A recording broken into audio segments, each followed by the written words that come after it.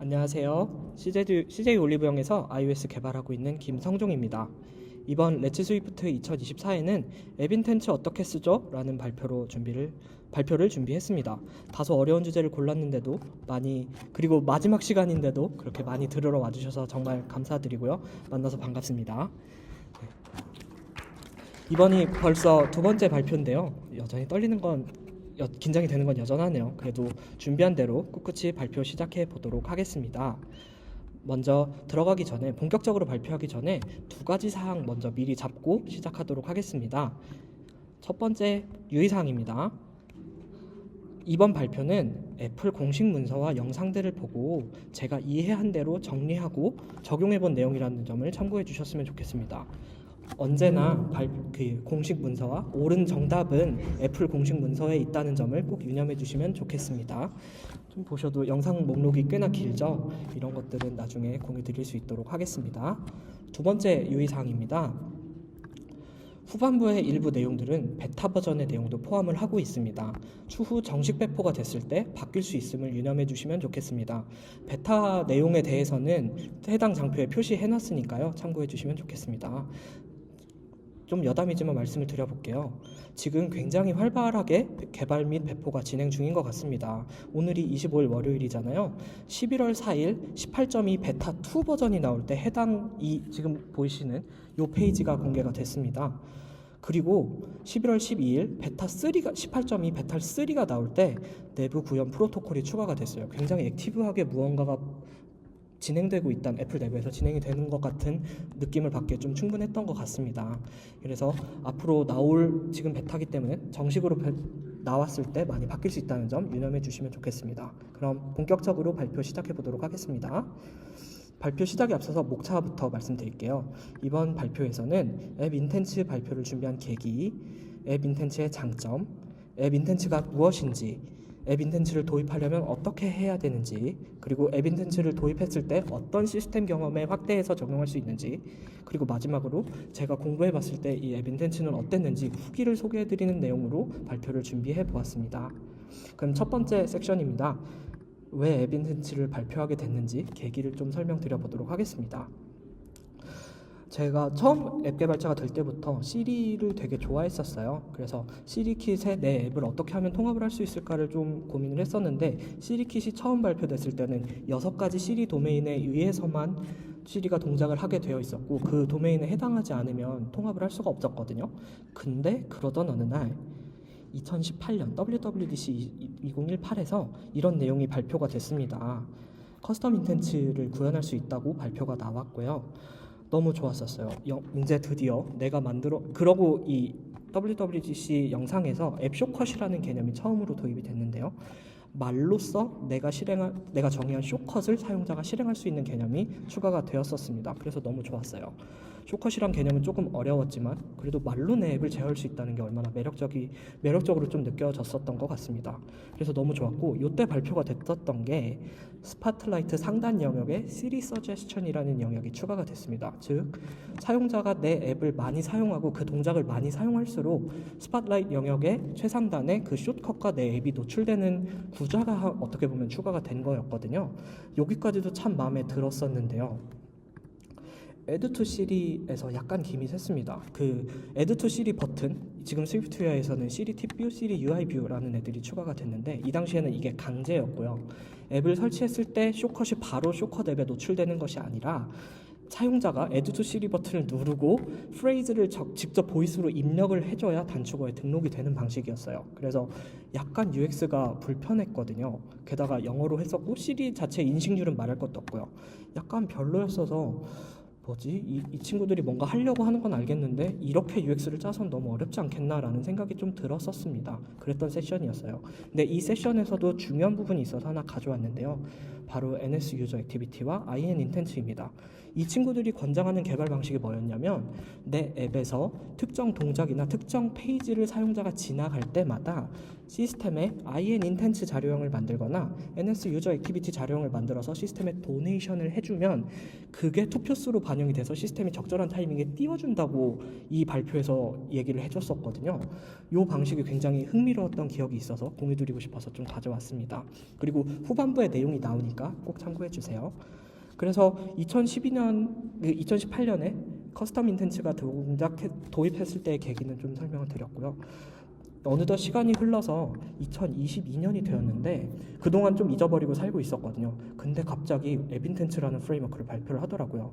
스위프트로 전면적으로 다시 만들었다고 발표를 했었고, 여기서 조금 제 주목을 좀 끌었었던 부분이 뭐였냐면, 그 전에 위젯킷도 나오고 위젯킷의 위젯 컨피규레이션 API들이 이미 나와 있었거든요. IN 인텐츠를 이용하는 방식이었는데, 이 친구들이 새로운 세션을 앱 인텐츠라는 프레임워크를 발표하면서 기존에 만들어 있었던 IN 인텐츠들을 앱 인텐츠에 있는 인텐츠로 마이그레이션을 조금 권장한다라는 세션이 올라왔었어요. 즉 작년에 발표했던 API가 올해 나온 프레임워크로 다시 한번 재발표가 되는 순간이었거든요. 이 친구들이 이런 걸 하는 게 좀 WWDC를 보면서 좀 흔치 않았던 것 같아서 뭔가 조금 이걸 좀 밀어주려고 하는 건가 같은 인상은 받았는데요. 그래도 에드투실이 이런 거 있었겠지 하고 그냥 대수롭지 않게 넘어갔었습니다. 근데 24년이 되고 나니까요, 영상이 이렇게 늘어나 있었어요. 기존에 발표되어 있던 API와의 통합도 그렇고, 신규 프레임워크가 나오거나 신규 하드웨어가 나올 때마다 앱 인텐츠 프레임워크를 이용해서 경험을 통합을 하는 걸 보여줬었거든요. 그래서 23년에 위젯킷과 스위프트웨이의 컨피규러블 위젯 지원이 들어왔고, 24년 올해에는 코어 스파트라이트의 시멘틱 인덱싱이랑 애플 인텔리전스 지원이 발표가 됐거든요. 이걸 보면서 이 친구들 여기서 멈추는 게 아니라 앞으로 나올 것들은 다 앱 인텐츠를 좀 쓰고 이걸 좀 밀어주려고 하는 거구나, 좀 일이 커지는 것 같은데? 라는 느낌을 좀 지울 수가 없었습니다. 그래서 좀 결심을 하게 됐고, 앞으로 어떻게 바뀔지는 모르겠는데 지금 상태를 한번 공부를 해서 공유를 해드리면 좀 큰 도움이 되겠다 싶어서 발표를 준비를 했습니다. 여기까지가 좀 계기였고요. 이제부터는 앱 인텐츠가 뭔지, 어떤 구조에 통합을 할 수 있는지 조금 장점들을 소개해드리면서 한번 잡숴봐 하는 시간을 가져보도록 하겠습니다. 가장 먼저 사용자 측면에서의 장점을 준비를 해왔습니다. 사용자는 개발자가 앱 인텐츠를 도입한 앱을 출시함으로써 사용자는 단축어 앱을 통해서 빠르게 우리 앱에서 원하는 동작을 수행할 수 있습니다. 심지어 앱을 켜지 않아도 동작하게끔 지원해 줄 수 있습니다. 또 여러 앱들을 사용자가 원하는 대로 리믹스해서 사용할 수도 있습니다. 지금 예시로 가져온 스샷을 보시면 번역 앱에서 번역한 결과물을 노트 앱으로 보내서 노트에 저장하는 형태의 쇼컷이거든요. 이렇게 여러 앱을 자기 입맛에 맞게끔 리믹스도 할 수 있습니다. 또 단축어 앱에 잘 등록을 해주고 우리 앱이 지원을 해주면 자동화도 지원을 할 수 있습니다. 단축어 앱 많이 써보신 분들은 두 번째 탭에 오토메이션 탭이 있는 걸 보실 수 있는데요. 지금 예시로는 와인다운에 들어가면 노래 하나 틀어줘 라는 쇼컷을 만들어 놨습니다. 이게 여러 가지 자동화 트리거들이 이미 구현되어 있어요. 그래서 특정 문자를 받을 때라던가 특정 시간이 됐을 때라던가 내가 특정 로케이션에 갔을 때 내가 원하는 쇼컷을 그냥 동작하게끔 권한을 미리 줘둘 수 있습니다. 그래서 자동화도 지원할 수 있고, 또 쇼컷 앱에서 단축어를 공유할 수 있는 기능도 제공을 해주고 있습니다. 잘 만들어진 쇼컷이 있고 이게 남들에게 잘 쓰여질 것 같다면 공유를 통해서 개인화된 아이폰을 조금 더 자유롭게 사용할 수 있게끔 주변 사람들에게 공유해 보시면 좋을 것 같습니다. 여기까지가 사용자 측면에서의 장점 4가지였고요. 다음으로는 개발자로서의 장점도 좀 하나씩 설명을 드려볼게요. 우선 적은 양의 코드로 시스템 여러 군데에 통합을 할 수 있습니다. 사실 적지는 않은데요. 이걸 적게 만드는 방법을 이제 애플이 가이드 해주고 있어서 이건 뒷부분에서 조금 설명을 드려보도록 하겠습니다. 그렇게 해서 앱 인텐트와 앱 엔티티를 잘 만들어 놓게 되면 OS 여러 경험에 직접적으로 바로 통합을 하실 수 있어요. 그리고 OS에 열려있는 구자가 점점 늘어나는 중이라는 거 아까 계기에서 좀 말씀드렸었던 것 같습니다. 그래서 구자들이 어디가 열려있나를 스샷으로 준비를 해봤는데요. 일단 첫 번째로 보시는 대로 단축어 앱에 깊게 통합이 되어 있고요. 또 스팟라이트의 시리 추천 영역, 아까 보셨다시피 이 영역에도 통합이 되어 있습니다. 그리고 한국에선 얼마나 많이 쓰시는지 모르겠어요. 포커스 모드의 포커스 필터라는 이름으로 통합이 되어 있습니다. 그래서 특정 포커스를 켰을 때 내 앱이 전체 정보를 다 보여주는 게 아니라 특정 정보만 필터링해서 보여줄 수 있는 기능도 제공을 하고 있습니다. 우리 앱이 이걸 지원하게 만들 수 있어요. 그리고 추가적으로 보여드리면 인터랙티브 위젯 영역에도 앱 인텐츠가 통합이 되어 있고요. 그래서 이제 위젯에서도 원래는 위젯이 리드온리로만 동작을 했었잖아요. 근데 이제 버튼이나 토글 같은 걸 도입을 하셔서 위젯에서도 동작을 수행하게 만드실 수 있습니다. 그리고 위젯 컨피그레이션도 아까 설명드렸다시피 앱 인텐츠로 통합이 되어 있습니다. 위젯의 뒷면에서 이 위젯에서 표현할 정보를 선택할 수 있는데요. 이것도 앱 인텐츠를 통해서 구현하실 수 있습니다. 또 위젯 하면 제가 지금 아이폰 스샷만 가져와서 그런데 아이패드의 락스크린이라든지 지금 최근에 컨트롤 영역에도 들어왔고 라이브 액티비티에도 들어있잖아요. 그래서 위젯 킷을 잘 지원해 주시면 그런 시스템의 다양한 부분에 또 추가적으로 도입할 수 있다는 걸 기념해 주시면 좋겠습니다. 다음으로는 하드웨어 영역에 통합된 영역도 가져왔습니다. 요걸 보고 제가 조금 결심을 굳혔던 것 같아요. 애플 펜슬 프로가 올해 발표가 됐는데 스퀴즈 액션을 할 수 있잖아요. 근데 설정할 때 숏컷을 선택할 수 있습니다. 굉장히 뭉개지는군요. 네, 설정 화면에서 애플 펜슬에 스퀴즈 액션을 했을 때 어떤 숏컷을 바로 실행할 수 있을지 설정 앱에 열려 있습니다. 그래서 숏컷을 잘 만들면 이것도 지원할 수 있고요. 아이폰의 액션 버튼에도 숏컷을 추가로 커스텀 매핑할 수 있는 기능이 이미 열려 있습니다.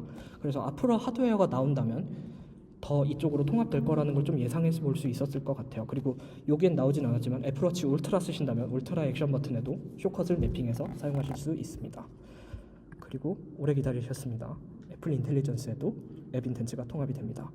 지금 저는 베타 버전을 쓰고 있어서 스크린샷을 하나 가져왔는데요. 타입 2C로 된 걸 가져왔었고 이게 공식적으로는 발표가 앱 인텐츠가 잘 된다고 이렇게 딱 잡아서 미리 마케팅적으로 이렇게 캐치프레이즈로 설명해 준 적은 없었는데 이번에 나왔던 영상 중에 Bring Your App to Siri 세션을 보다가 이 얘기가 나왔어요. 여기서 약간 놀랐는데 이게 시리 애플 인텔리전스가 통합된 시리가 동작하는 방식을 설명하는 다이어그램이거든요.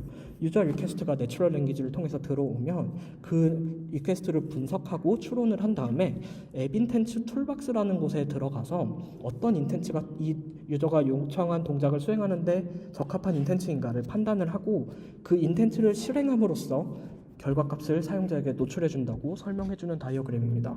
이게 약간 킥이었습니다.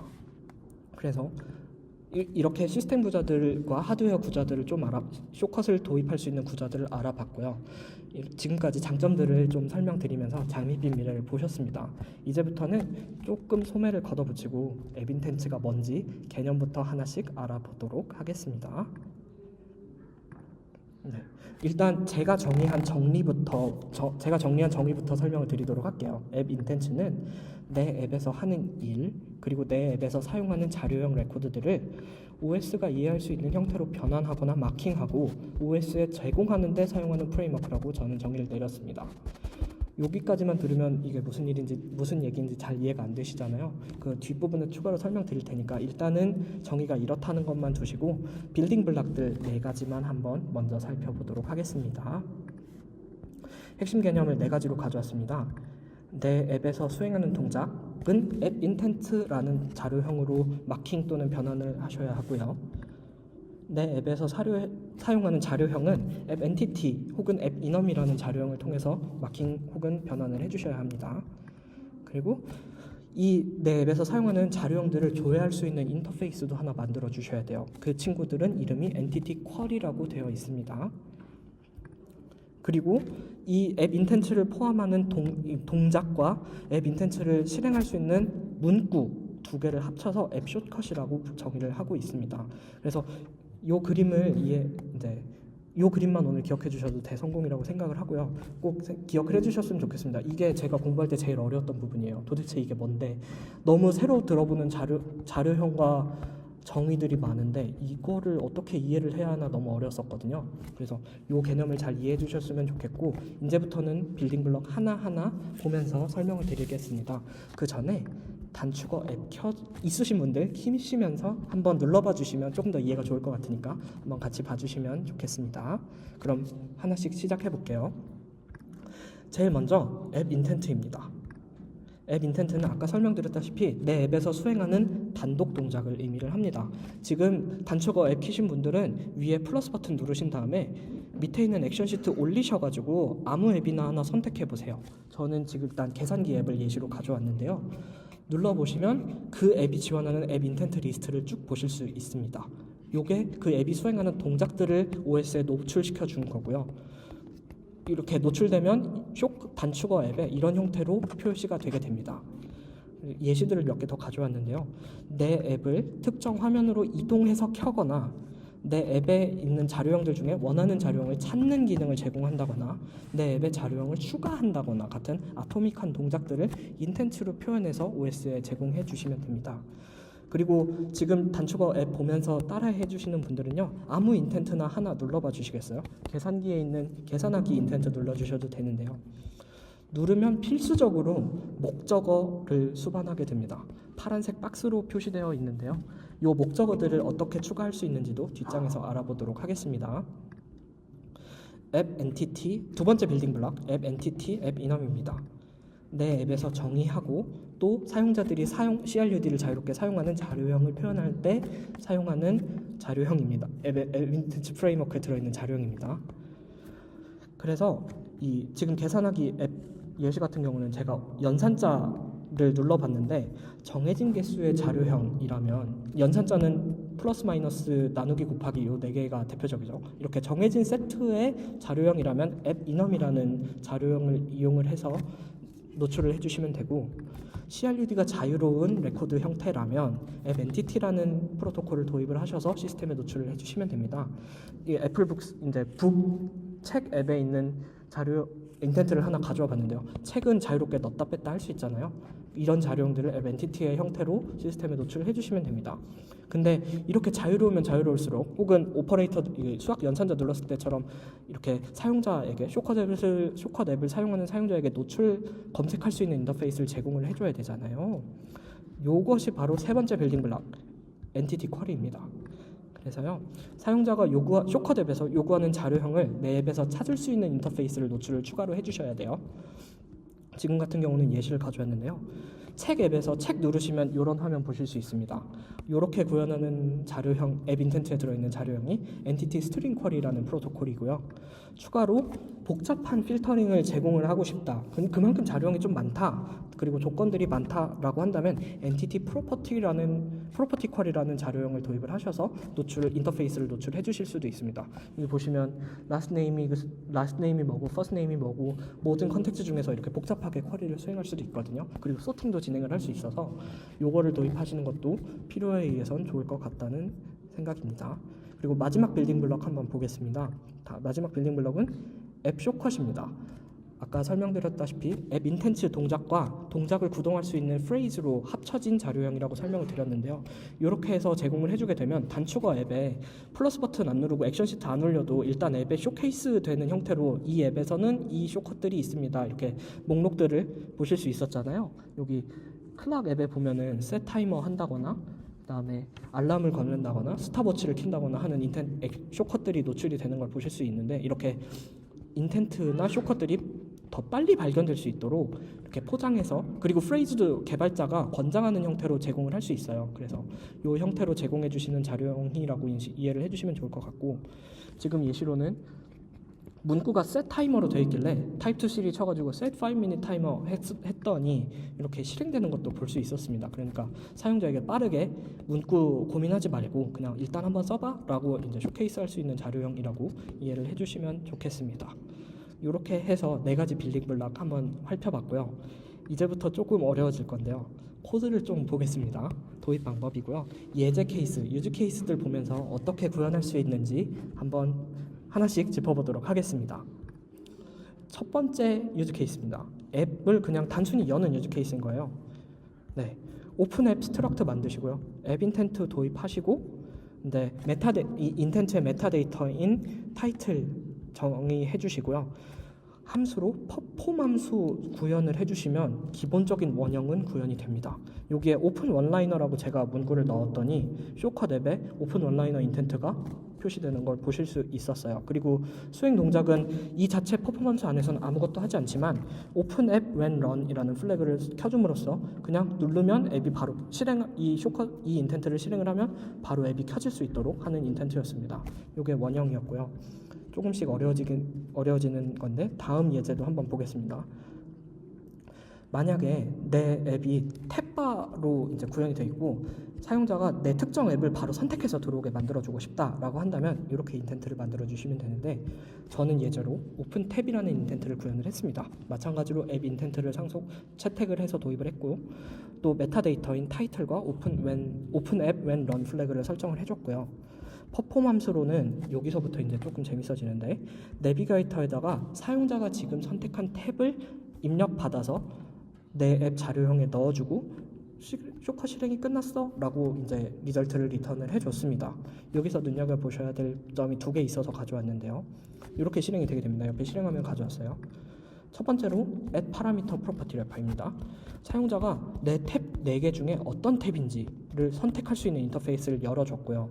그거를 인텐트 안에서는 add parameter라는 프로퍼티 래퍼로 노출을 해줬고 또 추가적으로 한 가지 설명드리고 싶었던 게 인텐트 이름에 파란 박스를 표시를 해줬어요. 아까는 쭉 글자였는데 오픈 원라이너 한 글자였는데 오픈 루트 탭 이렇게 열어줬거든요.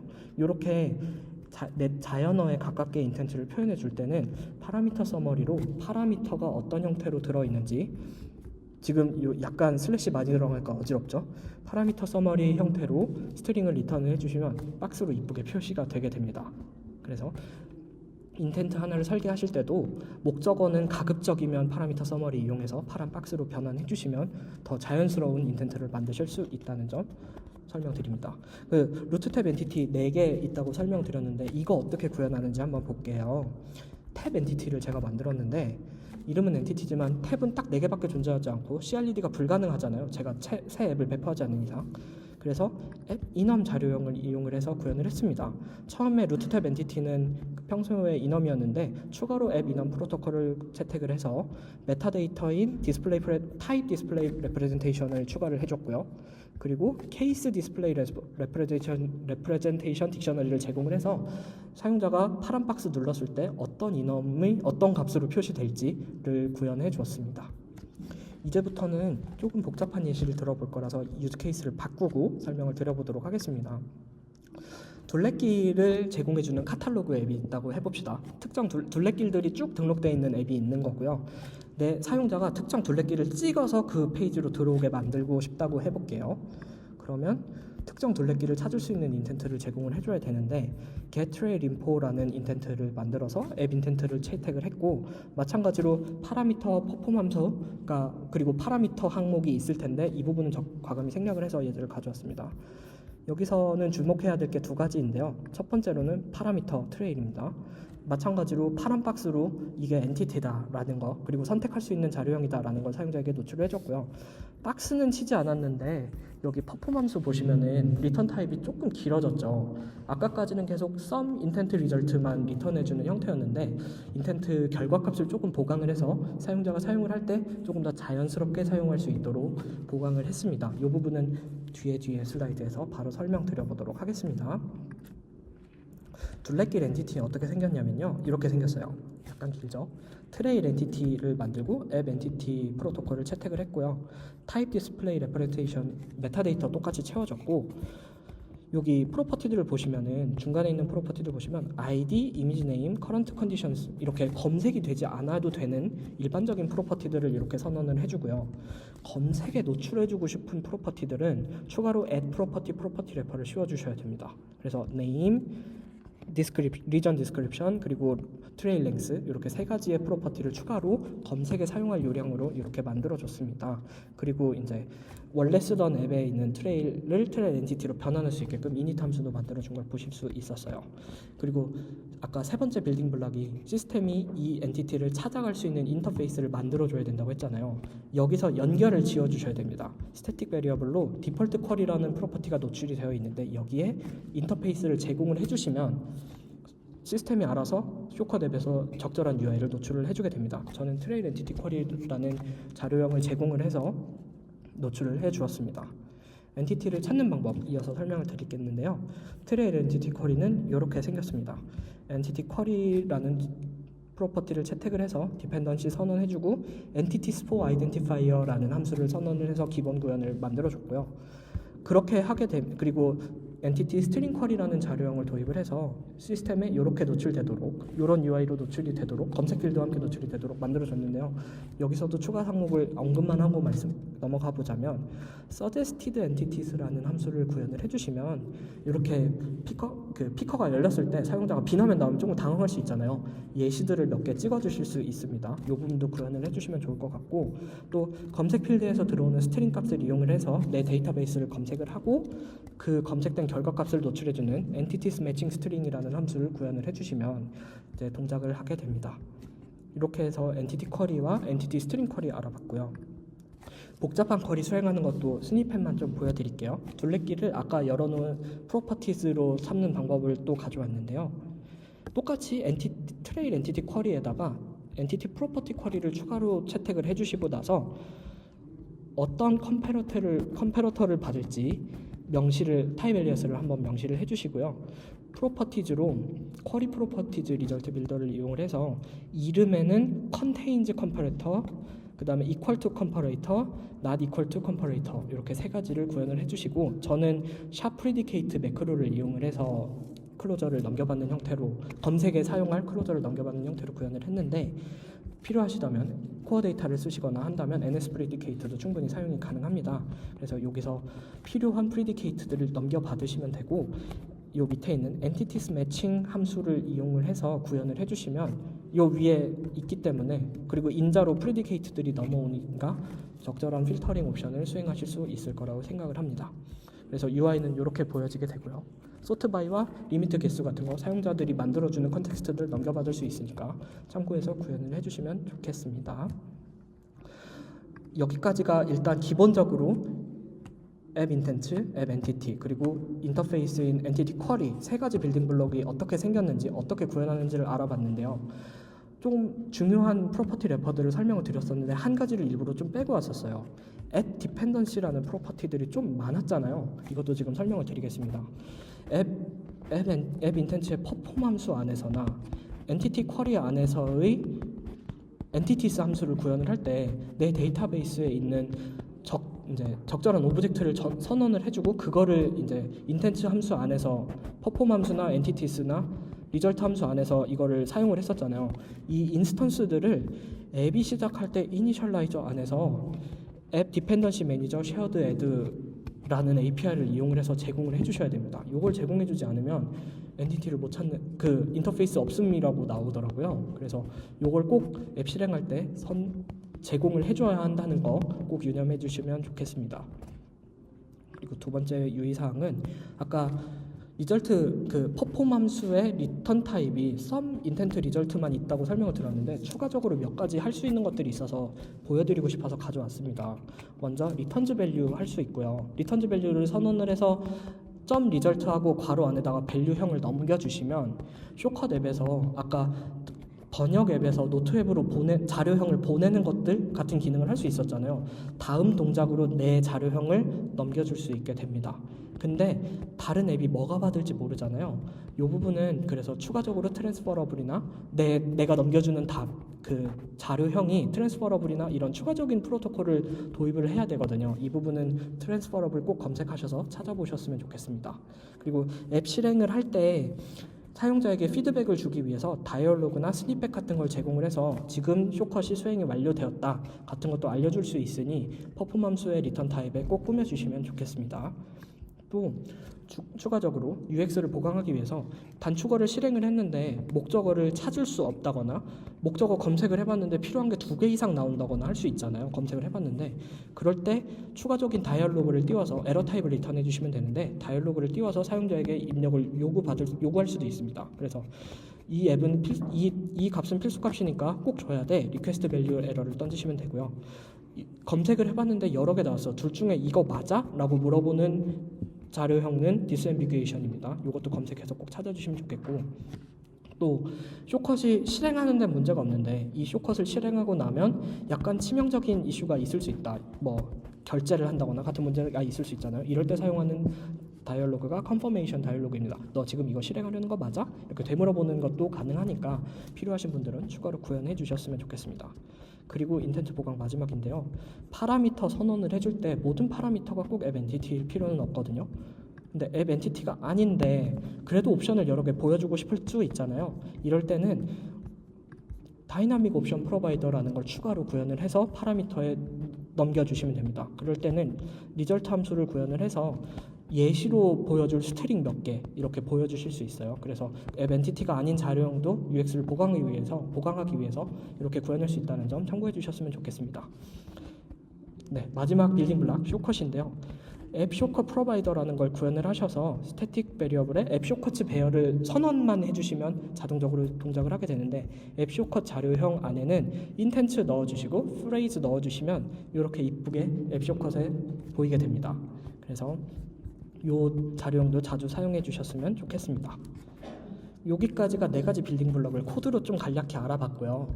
지금부터는 지금까지 힘들게 만들어 온 인텐트들을 각각의 시스템에 어떻게 녹일 수 있는지 좀 빠르게 한번 훑어보도록 하겠습니다. 먼저 포커스 필터입니다. 포커스 모드를 잘 쓰실지 모르겠지만 그래도 언급된 거니까 설명을 드리고 갈게요.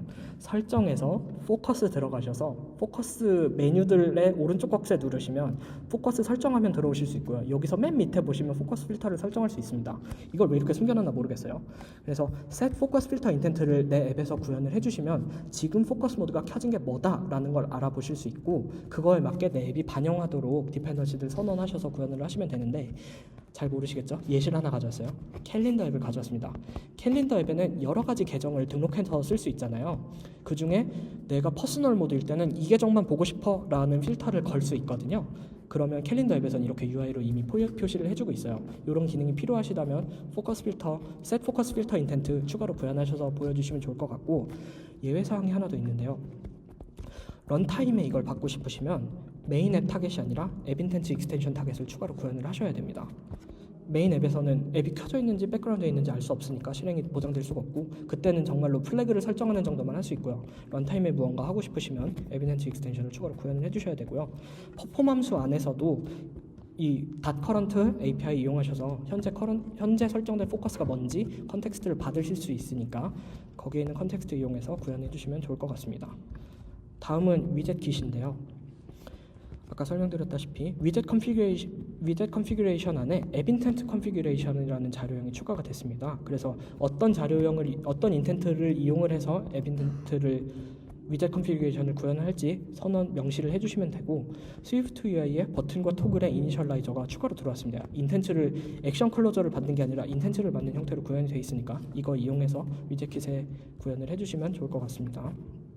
iOS 17부터 사용이 가능합니다. 그리고 제가 이제 타겟들 얘기를 여러 개 하고 있는데 벌써 언급된 타겟이 벌써 3개예요. 메인 앱 타겟이 있고 위젯 익스텐션 타겟이 있고 앱 인텐트 익스텐션 타겟이 있잖아요. 지금까지는 이 3개의 타겟에 공통되는 인텐트가 있다 하더라도 각각의 타겟 안에 인텐트 정의를 다 복사해서 넣어줬어야 했어요. 유지포스에 그렇게 좋은 편은 아니었죠. 근데 OS 17에 새로운 API가 나왔습니다. 앱 인텐트 패키지라는 친구가 나와서 OS 17부터는 별도의 모듈에 인텐트, 공통되는 인텐트들을 선언을 해놓고 각각의 타겟에서 가져다 쓰는 형태로 구현할 수 있다는 점도 참고해 주시면 좋겠습니다. 그리고 코어 스파트라이트도 빨리 설명드려볼게요. 아까 시리 서제스션은 설명드렸으니까 인덱스드 엔티티만 소개해드리도록 하겠습니다. 앱 엔티티 잘 만들어 주셨으니까 추가로 인덱스드 엔티티 프로토콜을 채택을 해주시고 어트리뷰트 셋 안에다가 CS 서처블 아이템 어트리뷰트 셋 자료형을 넘겨주시면 되는 형태로 구현이 되어 있습니다. 그러면 스파트라이트에 검색이 되기 시작을 할 거고요. 인덱싱 시간이 조금 걸릴 수는 있겠지만요. CS 서처블 아이템 애트리뷰트 셋 안에는 굉장히 많은 프로퍼티들이 이미 만들어져 있습니다. 그러니까 도큐먼트 보셔서 내가 지금 코어 스파트라이트에 제공해 주려는 프로퍼티가 이미 있는지 보시고 그게 아니라면 setValue에서 커스텀 키 쓰셨으면 좋겠습니다. 이는 iOS 18부터 도입이 가능합니다. 그리고 Siri 영역도 간단히 보겠습니다. 애플 인텔리전스가 추가되어 있는 부분인데요. 지금까지 만들어 놓은 인텐트, 엔티티, 그리고 앱 인원 쪽에 어시스턴트 엔티티, 어시스턴트 인텐트 매크로를 추가해 주시면 됩니다. 이렇게 매크로만 간단히 붙여주시면 되는데 여기서도 유의사항이 있어요. 엔티티 안에 아규먼트로 스키마 받고 있잖아요. 그래서 CD킷이 어떻게 내추럴 랭귀지에 동작할지의 스키마를 명시를 해주셔야 제대로 된 응답과 주고받기를 할 수 있다는 점 유념해 주시면 좋겠고, 인텐트 도메인즈는 앱 인텐트의 문서들이 정리가 되어 있고요. 종류가 굉장히 많습니다. 그래서 꼭 한번 문서 참조해서 봐주시면 좋을 것 같고, 이것도 역시 iOS 18부터 사용이 가능합니다. 마지막으로 애플 인텔리전스입니다. 이게 베타2에 나왔던 내용이고요. 온스크린 어웨어니스, 이걸 통해서 퍼스널 컨텍스트를 구현한다고 애플이 많이 얘기를 하고 있는데요. 이거 구현하는 방법이 베타2에 추가가 되었습니다. 그래서 뷰가 나올 때요, 뷰에 유저 액티비티라는 모디파이어는 이미 있었어요. 그래서 유저 액티비티를 만들어서 그 뷰에다가 데코레이트 해주시는 방식은 똑같은데, 이번에 추가된 API는 앱 엔티티 아이덴티파이어라는 프로퍼티가 하나 추가가 됐습니다. 그래서 이 NS 유저 액티비티가 어떤 내 앱의 엔티티를 가리키고 있다, 아이덴티파이어를 명시해 줄 수 있는 API가 추가가 됐고요. 이걸 이용을 해서 명시만 해주시면 시스템이 이제 학습을 한다고 얘기를 해줬는데요. iOS 18.2부터 가능하고요. 여전히 베타입니다. 이건 어떻게 바뀔지 모르겠어서 나중에 바뀌는 거 정식 버전 나오면 한번 해보시면 좋겠습니다. 여기까지가 이제 시스템 앱 엔티티의 4가지 빌딩 블록을 알아보고 열심히 만들어 놓은 빌딩 블록들을 시스템에 어떻게 녹일 수 있는지를 조금 알아봤어요. 지금부터는 이걸 공부하면서 느꼈던 감정들을 조금 공유드리면서 세션을 마무리해볼까 합니다. 첫 번째로는 약간 아직도 아쉬운 사용자 경험이었어요. 단축어 앱 방금 켜보신 분은 여기는 안 계시겠죠? 근데 켜서 플러스 버튼 눌러서 딱 올려보면 약간 인티미데이팅 하거든요. 도대체 뭘 어떻게 눌러야 될지 모르겠어요. 아직도 단축어 앱이 너무 어렵습니다. 심지어 이 위에 있는 캐러셀 영역은 디바이스에 있는 인텐트들인데 메뉴가 뭐가 있는지도 모르겠고 어떻게 써야 될지도 잘 모르겠어요. 그리고 어떻게 구현을 해야 될지도 모르겠고요. 그래서 아직 버튼이 너무 많아서 구현하기가 너무 어려울 것 같습니다. 또 개발자인 우리한테도 어려운데 일반 사용자들은 어떻겠어요? 두 번째로는 쇼컷 생태계가 아직도 약하다고 느꼈습니다. 지금 앱에 기기에 설치되어 있는 앱들 한 번씩 눌러보시면 인텐트 구현된 게 생각보다 많지 않아요. 그래서 여러 가지 리믹스해서 쓰고 싶지만 뭐 주는 쪽에서도 선언을 해야 되고 받는 쪽에서도 그걸 선언을 해줘야 되는데 생태계가 제대로 구축되어 있지 않아서 시스템 OS에 기본으로 깔려 나오는 앱들이 아니면 잘 쓰기 어려운 것도 사실입니다. 그래서 아직 안타깝다고 느꼈고요. 또 두 번째로는 개발자 경험도 조금 아쉽다고 느꼈습니다. 아직까지는요. 아까 앱 인텐트 패키지로 모듈 분리할 수 있다고 설명드렸잖아요. 이거 사용하는 방법이 약간 복잡해요. 선언하는 모듈에서도 앱 인텐트 패키지를 도입을 해서 선언을 해줘야 되고요.